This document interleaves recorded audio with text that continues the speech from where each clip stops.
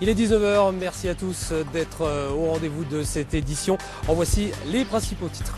Une nouvelle expulsion d'une famille de sans-papiers ce matin près de Dijon. Une famille de 5 personnes d'origine géorgienne arrêtées dans un hôtel de Chevigny-Saint-Sauveur.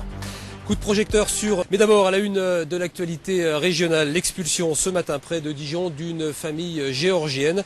Les forces de l'ordre sont intervenues dès 6h30 dans un hôtel de Chevigny-Saint-Sauveur où logeait cette famille de 5 personnes. Elle était arrivée dans l'agglomération depuis plusieurs mois maintenant. Reportage d'Annick Alexandre et Jean-Louis Saintin. 6h30, devant l'hôtel Le Bon Accueil, une dizaine de gendarmes s'apprêtent à expulser un couple d'origine géorgienne, demandeurs d'asile, et leurs 3 enfants de 11, 8 et 2 ans et demi, sur décision du préfet de Côte-d'Or en application de la politique du ministre Éric Besson. Une centaine de personnes tentent de s'opposer dans le calme à cette intervention, mais en vain. Beaucoup sont submergés par l'émotion.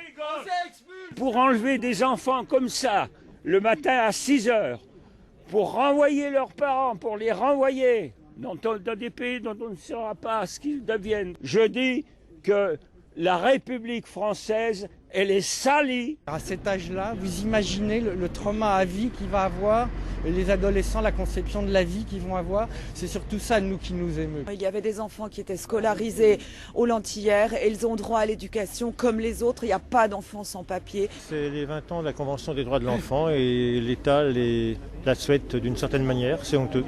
La famille a réuni ces quelques sacs. Une traductrice leur explique qu'ils pourront faire un recours suspensif mais en Pologne, pays où les passeurs les ont fait entrer dans l'espace Schengen. À 6h45, les gendarmes font monter adultes et enfants dans le fourgon.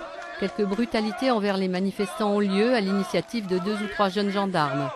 Non, non, non, aux expulsions.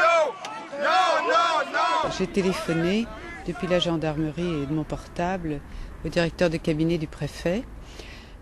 Pour essayer de faire valoir le fait que la maman est enceinte, mais il n'y a pas eu moyen de négocier quoi que ce soit. C'est insensé qu'il faille retourner en Pologne juste pour faire un dossier administratif. Je pense qu'il reste une quarantaine de personnes qui sont encore placées sous Convention Dublin, adultes et enfants. Ce matin même, à la même heure, mais à Dijon, une autre famille géorgienne a été expulsée, sans témoin, envoyée dans un centre de rétention.